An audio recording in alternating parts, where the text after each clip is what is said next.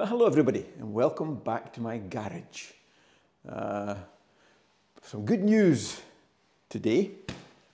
After many months of waiting and some work on the garage, the Tiger is finally finished and now ready for the road. I waited a long time in the bike coming. It was ordered back in May last year and never took delivery till November, and we're now still in the middle of January. And the only time I've actually used it is to ride it back from the dealers, which is only 40 odd miles. It's only actually miles it's done. It's been waiting for some better weather because it's been rubbish and I've not been wanting to. I didn't actually really want to use it until I'd completed all the wee jobs I wanted to do on it, to be honest. And they were finished a couple of days ago.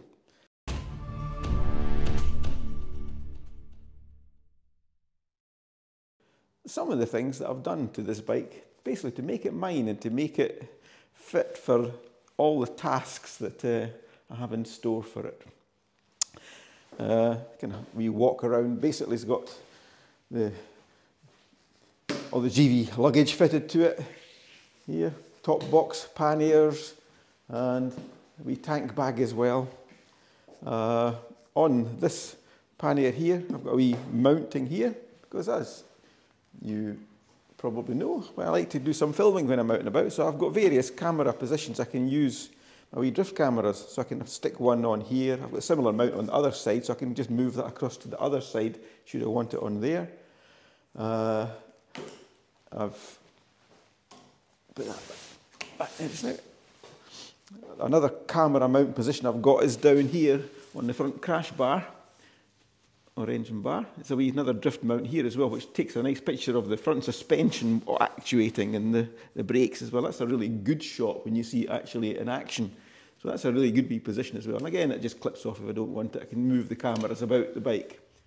So what I'll do from this stage, I'll actually take all the panniers and boxes off so we can get a closer look at what's hiding underneath.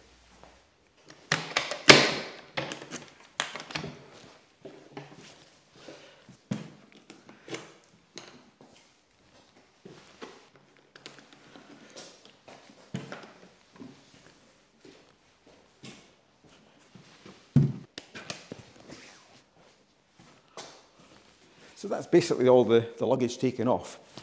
One of the things I don't like about the factory Triumph luggage is basically the racks. They're all bolted to the bike all the time. You can't really actually take them off. So you've always got this scaffolding stuck on the side of the bike, which personally I don't really like. I think it's nice if you don't actually have to use that. And with this one, it's the QD scaffolding. It's a piece of cake. There's a one wee T-key that comes from GIVI. Just slot it in, give it a wee click here, another wee click there, another wee click there, and a wee click there, and it's gone, it's off. So if you don't need it, you don't actually have to run with it. And on this side, there's also the same kind of scaffolding. I've also fitted the wee S250, I'm sure it's called, toolbox, which I have a wee air compressor in there as well, so I can actually inflate the tyres if I need to. So, and that's all it leaves, is these wee round stubs coming out here, the wee mounting down here, which is neat, and a wee mounting behind the number plate. So what else have I done on the bike on this side?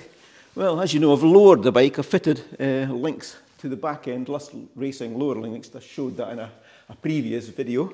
You may have watched that one. If you haven't, if you're interested, you go back in a couple of videos ago, I think 2 or 3 videos ago, and it showed how some more information about them. Not actually show how I fitted them, but there's more information on them. That involved fitting the Lust links at the back, and it also involved lowering the fork tubes by 10mm as well. But that's made a dramatic difference. I can now flat foot the bike so securely, it just feels fantastic. About 1 video ago, I mentioned I'd fitted the EVOTECH handguard protectors. So that's a really nice addition, and they look really nice on the bike. They just fit in so well. Very happy with those. Coming up to the front end, down here I've fitted a wee pyramid Fenda Extender, which stops all the crud getting blown up in front of the engine and the header pipes as well. And coming up to the front of the bike, I've also, the standard screen has small screen protectors in pieces in here, but I've fitted the Puig ones, extenders, which fills in that gap nicely. And it gives it a bit more, well, it's supposed to give you a bit more wind protection as well.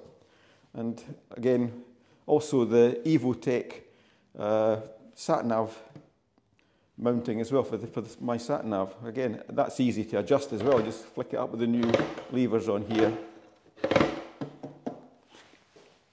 And moving round to this side of the bike, again I fitted a mount for the camera up here, which gives you a really nice view of the moving ahead, and it's quite an easy place to switch the camera off and on when you're riding as well, which is quite good. Also, again, the TomTom Sat Nav mount, which is in here as well. Also, there's a tank ring here I've fitted to fit the GIVI tank bag, a small tank bag, which is a nice tiny wee bag. Coming up here, I've fitted connection for my heated vest, so I can just plug that in as well if I need to, if I'm out and about. But I've also kind of done a wee bit more to the heated side of it as well. I mean, this bike already comes with beautiful heated seats and heated grips, which are all controlled from up in this console up here. But I've also fitted another switch just in the front here, up on the handlebars. And that switch basically controls this plug.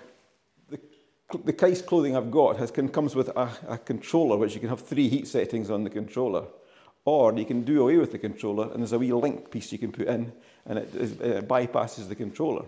But what that means is when you plug it in, it goes on straight away into full heat, which is lovely. You get some, just warms you up really, really good. But my thinking is this is a kind of dual purpose way. I can either use the controller and use it through that, or I can just put the link in and have full heat. And my thinking is that you can actually be out on the day. You don't actually necessarily need any heat from the jacket or the gloves. But you might be riding along, especially in a group of bikers, and you don't want to have to say, "Can you stop please, because I want to turn my jacket on." And you don't necessarily want to fiddle with it when you're riding, because it's not, especially with gloves on, it's not the most tactile thing to use. So my idea was, I'll just have the wee switch up here. So you just come along, flick the switch, it's illuminated, you know when it's on, and instantly the heat comes up onto the heated vest, so that heats up. It's a case of then just press the buttons on the gloves, so you've got the gloves on as well. So you're running along really toasty. You can adjust the heat levels on the gloves, obviously, but you still get full power on the jacket. And again, if you get too hot, just flick the switch and it's off.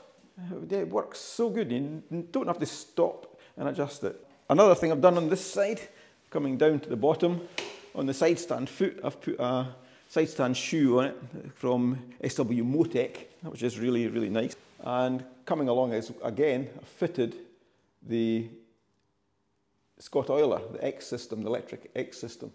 That, again, there's quite a few bits that have actually came over from my last bikes. All the luggage came from my past bikes, the sat navs from my past bikes, the Scott Oiler came out from my past bike as well. So I've not actually bought a lot of bits for this, but I'm trying to reuse what I had. But the chain oiler is fantastic. Scott Oiler, that needs a direct feed, so that has to be fed all the time. It switches itself off and on whenever the engine's running. But with regards to the TomTom and this, I didn't want them permanently fed.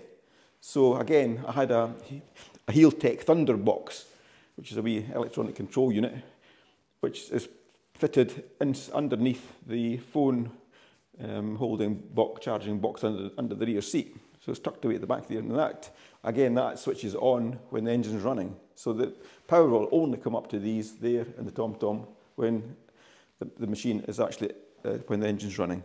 And finally, what else have I done to the bike? Oh yeah. On the back end here, I fitted a pyramid hugger to try and keep all the crud and rubbish off the electronic back shock absorber. So I think that's basically everything that I've done to the bike. So I'm really, really happy with it. This is going to have some exciting trips this year. And it's now, in my eyes, absolutely perfect for the task. Anyway, for now, we'll wind the video up, and next time you see this bike, it will be out on the road being used. So bye for now, we'll catch you later.